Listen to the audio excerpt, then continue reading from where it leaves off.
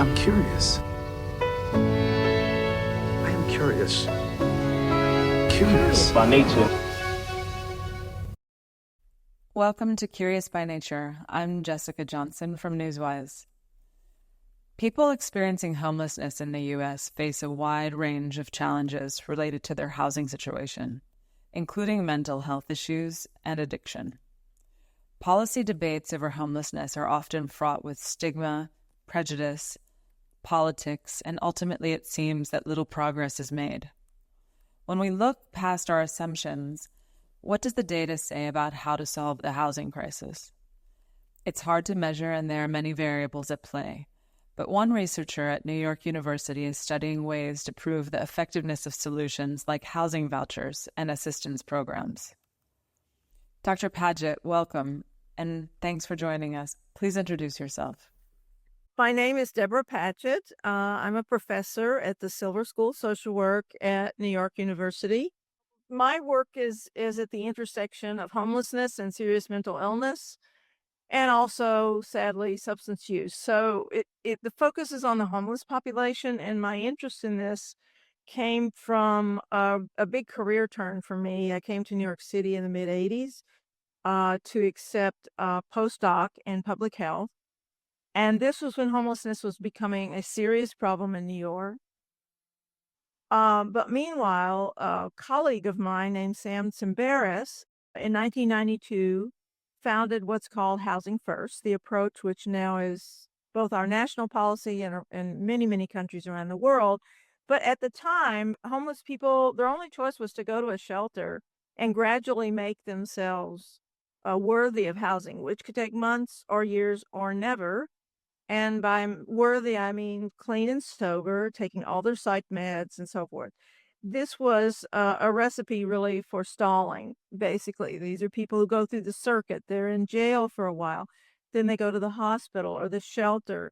It's extremely expensive. So I want to mention that doing nothing with homelessness costs a lot of money. But Sam founded Pathways to Housing, it was called. And it was a real revolutionary approach. It was basically go to people who are homeless or in shelters with serious mental illness and offer them immediate access to an apartment. So I became very involved in Pathways to Housing and Housing First, and kind of branched off on my own in the early 2000s because most of the research being done was what we call randomized clinical trials. You know, they take one group and randomly assign them to Housing First and the other group to care as usual. Very statistical outcomes. The early trials were showing amazing findings that up to 80% of those placed in their own apartments were still in those apartments a year later, which most of my colleagues in psychiatry or social work would have said that's not possible. You can't put a crack-using person with schizophrenia in an apartment and expect anything but a disaster. How your colleagues didn't think that drug users with also mental health problems would be maintaining and staying in their homes. Tell me more about that. Like, why is that they didn't think that, and why did it actually work? It's a very good question. Even today, you have many people saying Housing First can't be real. And it doesn't work. It's responsible. So there's been some more conservative think tanks that have really come out, but they have no counter evidence. This is what we rely on in making sure our policies are evidence informed. And the fact that Housing First has been undergone not only a randomized trial in New York City, but throughout the whole country of Canada, France, most of the countries of Western Europe have done assessments of Housing First, largely in quantitative, like what's their symptom levels, how much are they drinking, and sort of numerical measures. I was more interested in kind of the texture of their lives and the day-to-day ways that they recovered, but they also could have fallbacks and relapses. And I think what distinguishes the Housing First approach is people are people. We all make mistakes. But the longer we stay with them and help them recapture their lives, the better off they are. And only, like I said, it's been almost eerie that every randomized trial, and now there are dozens, as far as I know, I haven't kept track of numbers, but every country in Europe is studying it.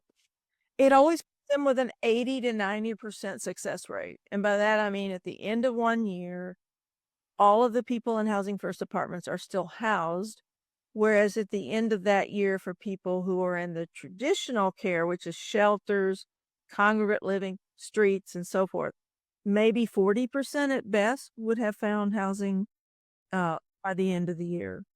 You said also about how the costs of having people on the streets and through traditional means of waiting for housing to come up and being in shelters, that it's very expensive. So maybe people believe that the housing first option is expensive. Is there research to show how possibly the housing first is less expensive?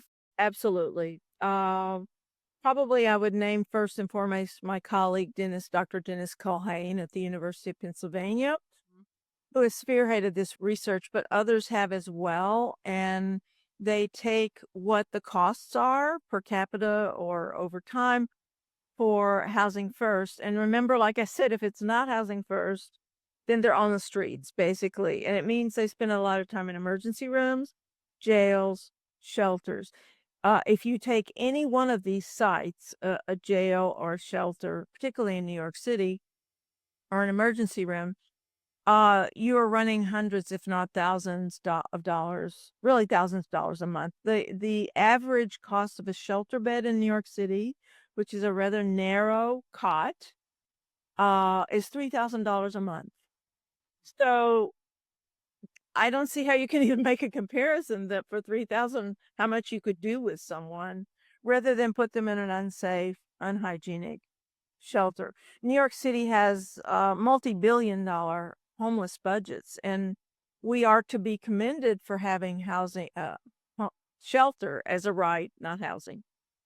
But shelter as a right has turned into this huge, what I call it, industry.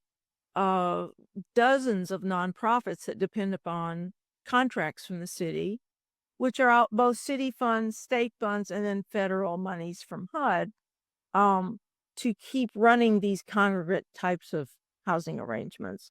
If you have a serious mental illness, such as schizophrenia, bipolar disorder, you in New York State are eligible for what they call supported housing. And that is financed heavily by the state of New York and the city of New York with federal monies as well. You had a recent publication with Miracle Friends and Miracle Money. Can you give more details about that and tell me about the conclusion of that? Well, I'm really proud to say that the principal investigator of that study is a former student of mine. So I feel very good about my progeny. His name is Ben Henwood. He's at the University of Southern California, social work. And it's UCT, unconditional cash transfer, which has been done around the world with poverty-stricken people and in different settings, and is now being thought of as possibly a way to help people who are homeless without having to go through this whole bureaucracy. Just give them cash. Right. I was going to say it earlier, and I will say it now for sure. There's great skepticism about this because there are books out now about how homeless people are needle users, they're irresponsible, they're unhygienic, they're using drugs and alcohol to excessive degrees. So they've been kind of demonized. And so you can imagine developing a program that gives cash to these individuals as somewhat controversial. The UCT study I'm on with Ben is a randomized trial again, but this is a spinoff where I'm doing the qualitative portion of that study. So the bottom line is the treatment condition is what's called Miracle Money, Miracle Messages. This is the name of the donor and the benefactor. And it consists of giving a sample of individuals $750 a month for a year. And it's unconditional. Now, they are asked not to spend on, temptation goods, as they're called. But what I wanted to do is use a wave of 1 and 2 qualitative interviews, one at the beginning of the money cash and one at the end of the cash transfer. And just talk to people about what are you doing? What were you doing with the money? What is your life like?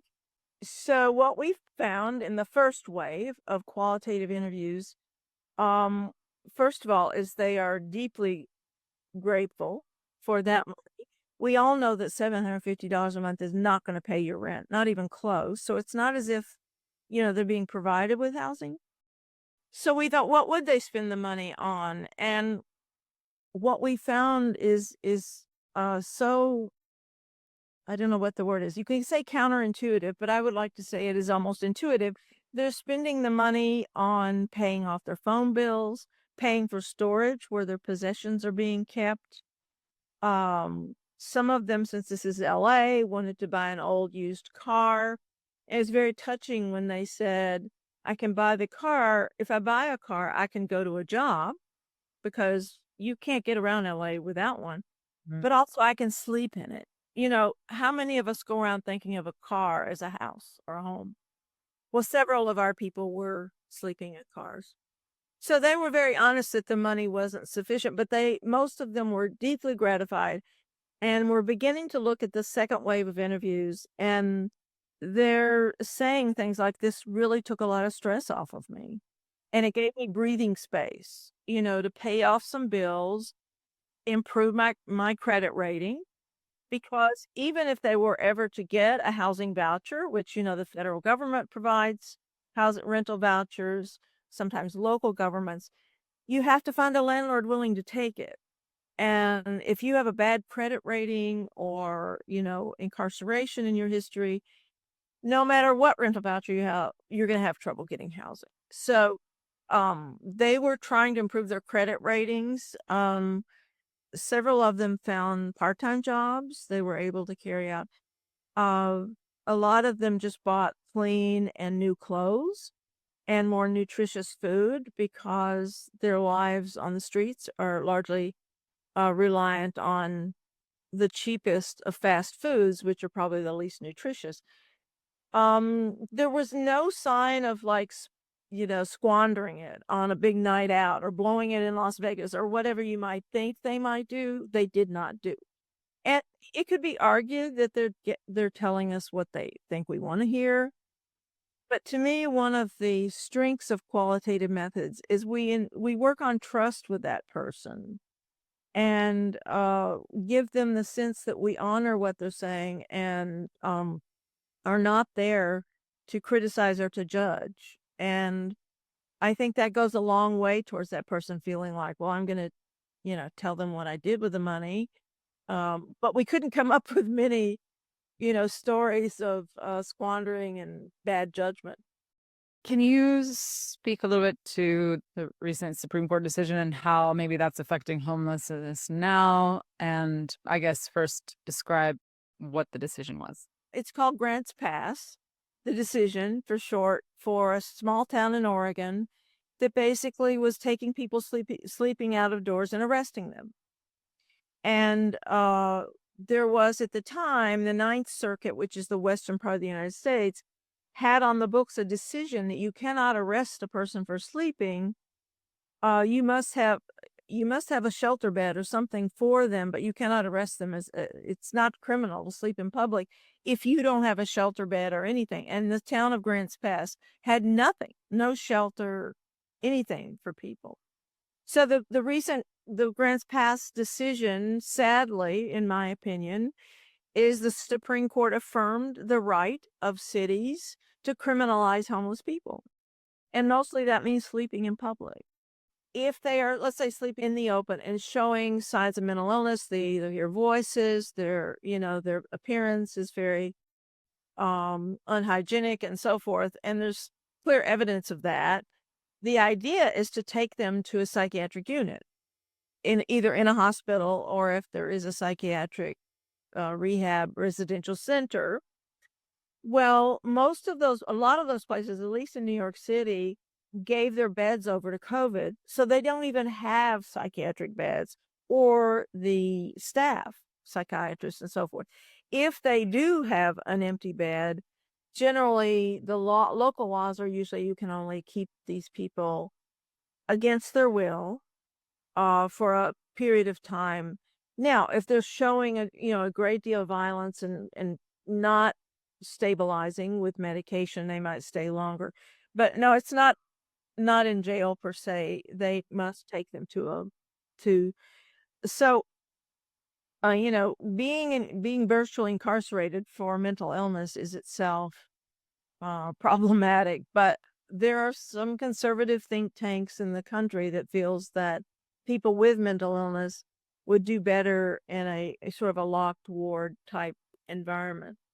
I live in Charlottesville, Virginia, and it seems like there's right now a lot of tension within the community about homelessness. Yes. What would you recommend for a community like Charlottesville? I mean, I assume that small cities like Charlottesville and what's happening here is probably common around the country, but what would you recommend to communities like Charlottesville on how to handle the local issue of homelessness? Well, I'm well aware of the difficulties, the NIMBY, the not in my backyard, the tremendous fear of having a men's shelter or a women's shelter or a congregate housing. Um, and California is really confronting this too, by the way. But a mid-sized community like Charlottesville, there are places, as a matter of fact, Charlotte, North Carolina, that have used Housing First to significantly reduce the homeless population. And then there are two cities, Milwaukee and Houston, who that have really put all their resources into helping people in a number of ways, but mainly through housing, that have reduced the street population dramatically. And it is Housing First. So I guess I would say that a city like Charlottesville can still benefit from Housing First, but you do have to work closely with the real estate boards and the city and county commission, even the police department and all these places, and get buy-in, so to speak. Like I said, I think this is possible with the institutional side, with the courts. Milwaukee did that by combining the parks department, the courts, the district attorney. We're all going to focus on helping these people and not criminalizing them more. I think in smaller places, there's a little bit more power of interest groups that are against Housing First. And I can only say that I can give examples outside of the United States, but Milwaukee and Houston are examples of places that really rallied and through. Not in my backyard is to me very interesting because in New York, it's a little harder to do that, especially the pathways to housing, because they were scattered throughout the Bronx and Brooklyn, and they were neighbors, your neighbors. Um, what people don't like are these a whole building given over to people. I heard you say that housing is necessary for health and also, therefore, for mental health. And so, in addition, maybe to cost or not in my backyard, are there other reasons why societies or communities aren't interested in going with housing first? To me, the objections tend to be almost like value-based judgmentalness, that these are weak people or these are people that don't know how to they made bad decisions. That's what we hear all the time. They made bad decisions.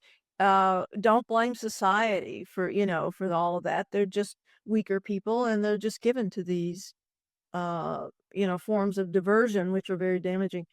Um, Sometimes it's faith-based organizations that have difficulty with harm reduction. There's sometimes those are the organizations that give the most help. Uh, I guess one example I would use of Housing First being a true success because it was full on committed is in the Veterans Administration. Because it was embarrassing that we had, I forget how many, it's close to 100,000, I think, veterans homeless. I mean, these are men and women who served their country now sleeping under a tree or in a car. So, HUD and the VA formed HUD, Housing and Urban Development, and the VA paired together to form what was called the HUD VASH program, and they aggressively outreached to homeless veterans, and they provided rental vouchers to every one of them. Housing First is a program to help people, but it doesn't always have money for housing as much as we'd like. But the HUD VASH program it reduced homelessness by over half in a period of 4 or 5 years.